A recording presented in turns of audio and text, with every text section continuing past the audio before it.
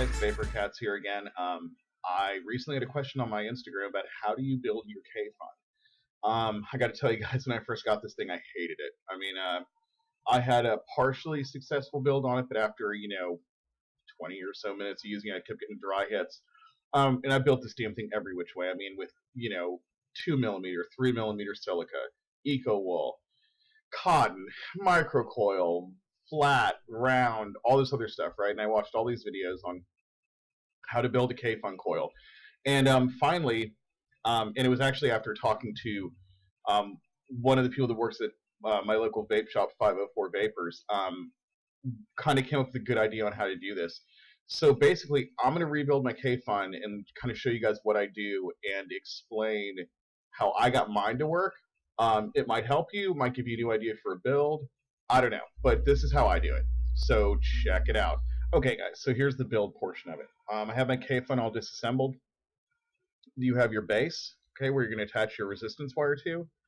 You have your bottom half of the chimney, top half of the chimney, okay, top cap, and your tube. I go ahead and leave mine all assembled because there's really no point in taking it apart. I also don't have a clear portion anymore because I cracked mine. Wah, wah, wah. I also have some 3mm Kanthal. One point I want to make on the Kanthal. When I did the same exact build using cheap-ass Kanthal, didn't work so well. I got dry hits, didn't want to wick very well. I got this really nice German good Kanthal from 504 Vapors, and I got to tell you, it made all the difference. This is what made the difference. So if you're using a silica build and you're having dry hits and you're using cheap-ass silica, maybe get some good stuff. Try the same build. It'll probably work a lot better for you. So I found that was one of the tricks is really good quality silica. And then I have some 0.8 flat Kanthal that I'm going to use to wrap. Okay. I was saying I know some people don't like using flat Kanthal on these things. It's a little bit of a pain to get it on there, but it works for me, so I'm going to do it. So let's get to it. When I wrap my coil, I take my piece of silica and I just double it over once. Okay? And just make basically two pieces sitting on top of each other. And then I'm going to wrap basically a 4-3 wrap. Okay? So we're going to do 1, 2, 3, 4. Okay? And back one off. Round it out, make it look all pretty. I know you guys can't see what I'm doing, but I'm assuming that you guys know how to wrap a coil. If you've gone out and spent $100 or more on a Kayfun, you better know how to wrap a coil. So let me go ahead and trim the edges off on this guy. Okay, and just leave a couple little legs so you can attach it to your Kayfun. Okay, now after I make my coil look kind of pretty, even though you'll have time to adjust it later, which so you know that. Okay, you have your 2 bolts with your air hole, okay, and your little legs go under the air hole or under the bolts. So we're going to go ahead and attach these, and I'll tilt this down so you can kind of see what I'm doing and watch me sit here and struggle with this, because it's probably going to be kind of amusing to some of you guys. Okay.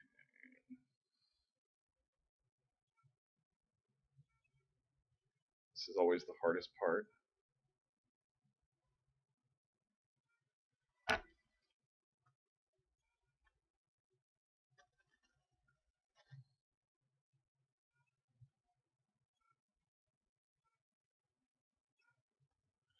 Okay, so I got one down. I'm going to do my other one. I know that some people like to do this diagonally. I found that it works best just straight across. Again, I watched tons of different videos, tons of different builds.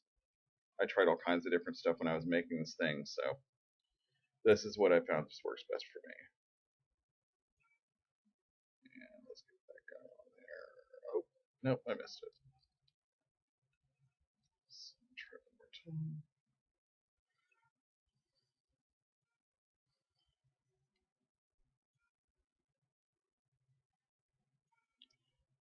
Ah. And you guys know this is the fun part about building coils and atomizers is the constant annoyance and frustration.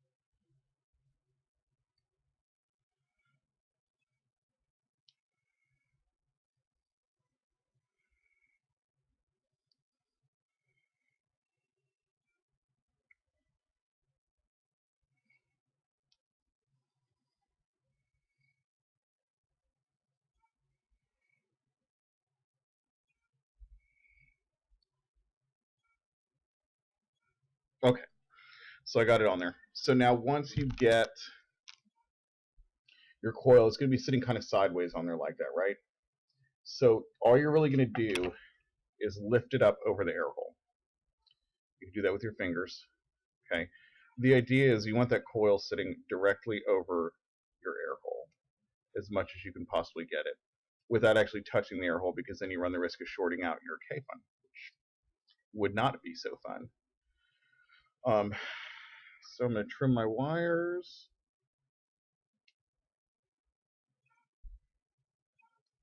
Okay. At this point, what you'd want to do is you'd want to check your resistance. I've built this thing tons and tons of times, so I know that this comes out to 0.7 ohms. Again, I know some people say don't go sub-ohm on a Kayfun, but it's worked for me, and I found that this build works really well. So now what we need to do is we need to trim our wick. So we're going to cut the loop. Okay.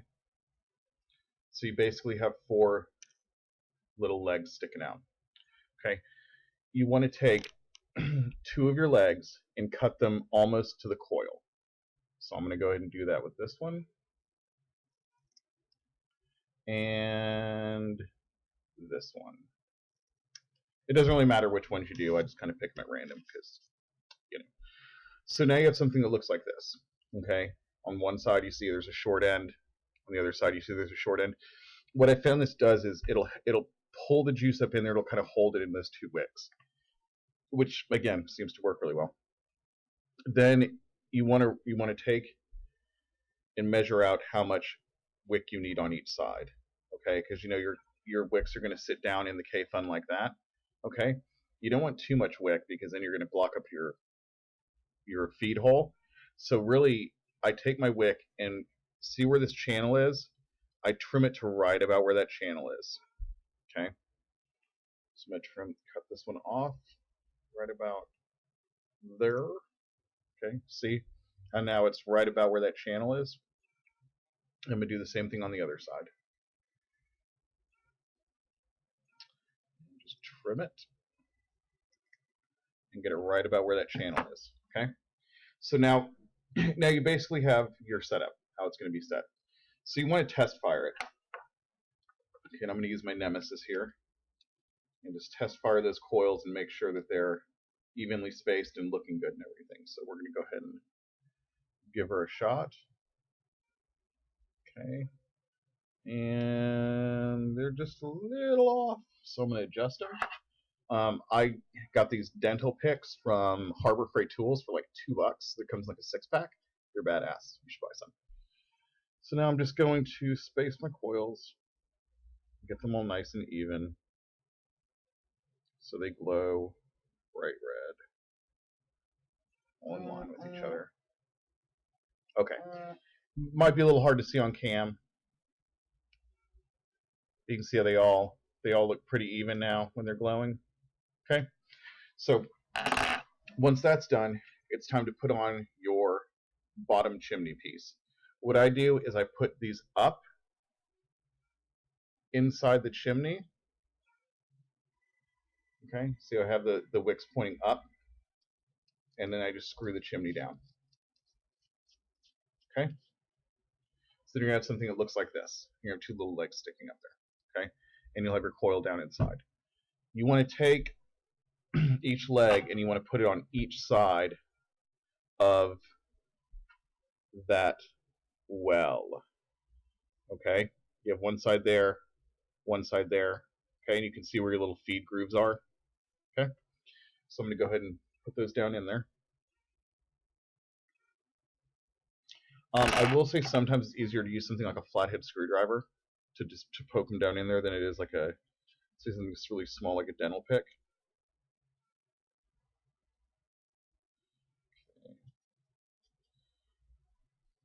And again, you don't want to jam them down in there too hard. You don't want to block off those juice channels. That's one mistake I made when I first started building this, is I was putting way too much wick in there, and I was blocking off my juice channels. So now you can see the wick is down in there, but again, you can still see the bottom of the juice well, which means the juice can flow in there and wet that wick. Okay. At this point, you want to test fire your coil one more time just to make sure things didn't move around while you were stuffing your wick. Okay, so I'm going to test fire it.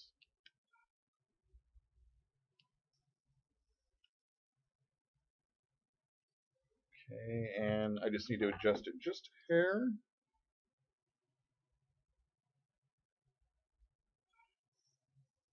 Okay, so now you can see coil's burning nice and bright in there. Okay, and this battery is like half dead or so. I've been using it for most of the day, but you can see that it fires up pretty quickly on a battery that's not fully charged. So now you got everything set. Now you're ready to start adding some liquid. You want to prime your chimney. Okay, so I'm going to go ahead and use some 5 Ponds Boden's Mate. It's nice and minty, delicious. So go ahead and just throw, I usually throw about 4 to 6 drops in there, kind of getting it down in those juice wells and also on the wick. And then I give it a second, let it all soak up, start soaking. You're going to test fire this a few times. What's kind of cool is when you watch this thing, you'll see the wick dry out at first and then soak up liquid. And it'll kind of keep doing it faster and faster, it seems. It gets used to wicking. I don't know if that's really true or not. It's just what it seems like to me. So let's go ahead and give this a couple of little test runs. And again, I kind of like to pulse it a little bit. I don't want to draw anything out or burn that wick before it really gets wicking. Okay, so you can see it's producing a pretty good amount of vapor at this point. Next, your top chimney. And this is a point where you actually get to test it. And for those of you guys that have never gotten your Kayfuns to work right, or have never used a Kayfun, you actually get to savor the flavor, so to speak, and actually get to taste why everyone loves Kayfuns so much, why they think they're so badass. One other note, when you fill it sometimes, some of it will drip out of your air hole. It happens. Just keep, a little towel handy. One thing I found is really good to use is those little wick ends that you cut off. You just kind of stick them in your air hole, and it gets that juice right out of there. So, kind of a little pro tip there. Okay, so now we're going to give this a test. You're going to hit this just like you would a regular atomizer. Just be really careful you don't do it for too long because it does get pretty warm.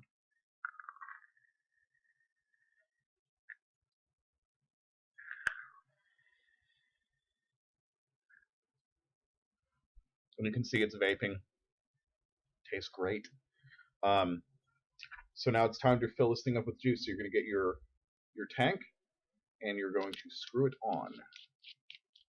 And you want to make sure that all everything's screwed on nice and tight. Not over tight, but you don't want any leaks going on. The way I fill mine is I don't like using the bottom hole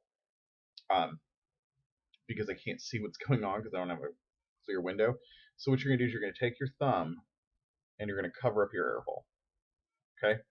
And just kind of keep your thumb on there while you're filling, because the Kayfun works on a vacuum. I'm not a scientist. I don't understand exactly how it works, but I know that's how it works. When you're filling it up, you're going to want to fill it up to about just a little bit. I fill mine up to just a little bit past where that chimney gets skinny. I don't like to overfill it because I don't want any leaks. I don't want any weird things going on. So we're going to go ahead and fill this up real quick.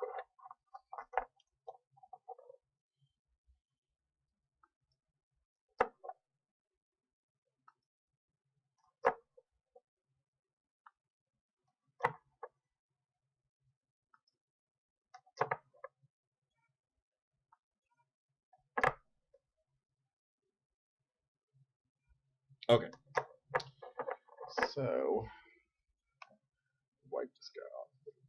I got a little crazy with the juice. Okay, so I don't know if you guys can see where that juice is sitting. I don't want to dump any out onto my computer. But again, it's just a little bit past where the chimney starts to get straight and skinny. Take top cap, put it on. You're going to turn it till you just feel those threads catch. Then you're going to flip it, turn it the rest of the way, and tighten it down, still while holding your thumb on that air hole. Turn it back right side up, let your air hole go. Essentially, that creates that vacuum in there that the Kayfun uses to feed that juice chamber. Again, you might get some leakage out of that little air hole. It happens. Just clean it up. It's not going to be a forever kind of thing. A couple of things I notice that do help with this. Give it a few dry pulls to get that kind of prime the pump, so to speak. The other thing is if you're hitting it, it tastes a little flooded, it's a little gurgly. Just keep hitting it a few times. It's going to dry itself out and kind of regulate, and it'll be fine. So let's see how this one is.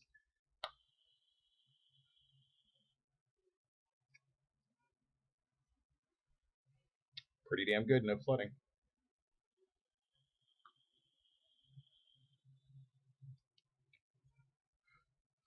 One other thing I did, and you can choose to do this or not, I saw it online. I drilled my air hole out of my Kayfun a little bit. I drilled it out to 5/64. It's just barely bigger than the standard air hole it comes with. It made a difference for me. I could definitely tell a difference on the feel of the pull. I like it a lot better. One thing before you drill this, make sure you take your center pin out. That center pin, it's hollow. It's what carries the air. It also has 2 air holes on each side. If you drill this while that center pin's in there, you're probably going to drill your center pin in half. So don't do that. You'll have lost $100. Well, about 110 right now for Kayfun Lite. So make sure you do that if you're going to decide to drill this guy out. But again, that's how I build a Kayfun. It's really simple. It's worked for me. I've ran lots and lots of tanks through this thing. Rarely getting any dry hits. Once in a while, if I'm kind of power vaping it, over and over and over again in a row, I will get a little bit. One thing you can do: put your finger over the air hole, give it just a little pull, and that's basically gonna fill your juice chamber right back up, and you'll be good to go from there. I maybe have to do that once or twice a day, if even that much, sometimes. So again, if you guys have any questions, feel free to ask.